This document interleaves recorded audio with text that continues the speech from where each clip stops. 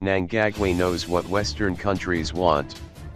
When Zimbabwean President Emmerson Mnangagwa usurped power from former President Robert Gabriel Mugabe in a military coup in November last year, he knew fully well that there would be no repercussions as he had done his homework thoroughly.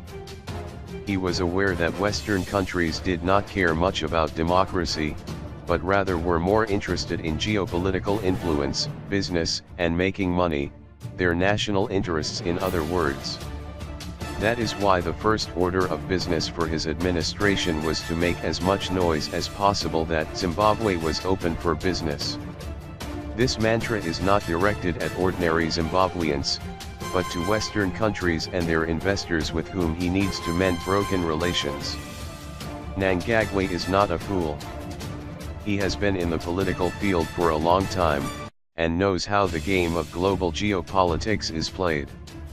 In real terms, global politics has less to do with democracy and human rights, but more with making money and business. As long the interests of investors, in this case from the West, are guaranteed, the leader's hold on power is also guaranteed. Just look at how many dictators in Africa, the Middle East, Asia, and Latin America, Western countries are doing business with the West. Mnangagwa not only learned this from global politics, but from his own mentor, Mugabe. When Mugabe came into power at independence in 1980, he had to protect former colonial power Britain's interests in Zimbabwe, starting with land after bitter negotiations at Lancaster House in 1979 and their numerous companies.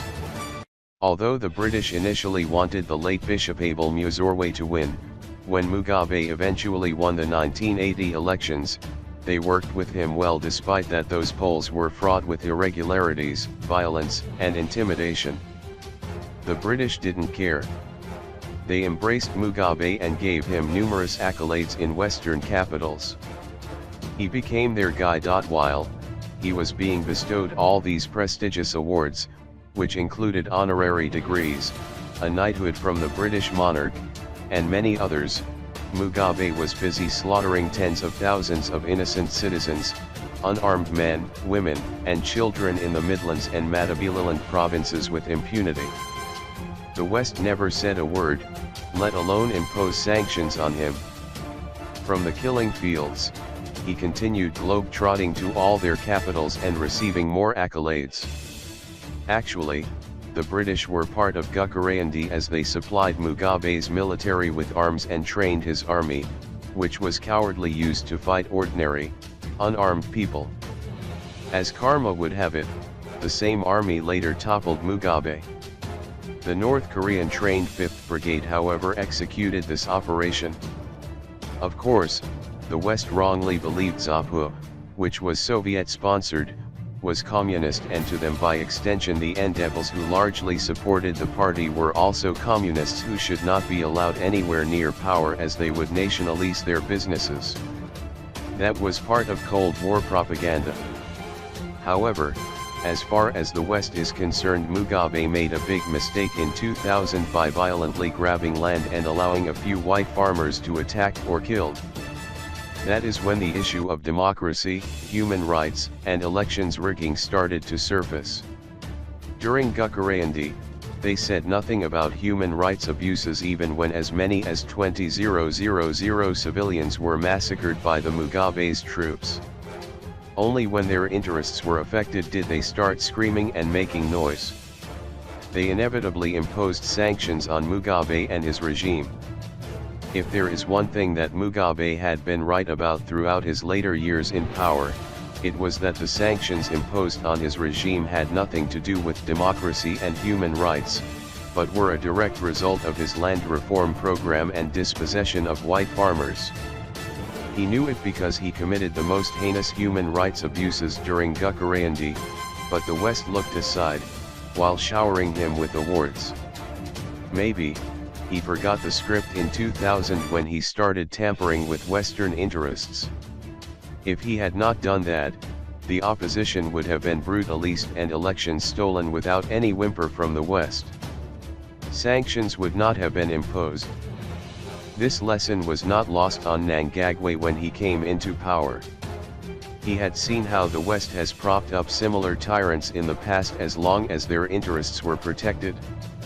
Let us not forget that the West has supported, if not engineered, countless military coups in the past in order to install leaders who would protect their interests. No wonder they are not complaining about Mnangagwa's coup. It is because they want him to protect their interests, and so far he has been doing a good job for them. The West has a history of supporting coups.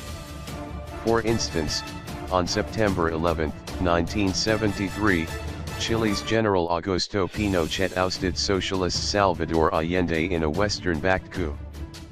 Pinochet was their guy. Similarly, General Muhammad Suharto of Indonesia ousted Sukarno in 1967 in a military coup engineered by the West, naturally for their own interests. The 1953 coup in Iran to remove the democratically elected Mohammad Mossadegh was the brainchild of the British to strengthen the monarchical rule of Mohammad Reza Pahlavi Shah, who was later overthrown in the 1979 revolution which toppled the Pahlavi dynasty supported by the United States.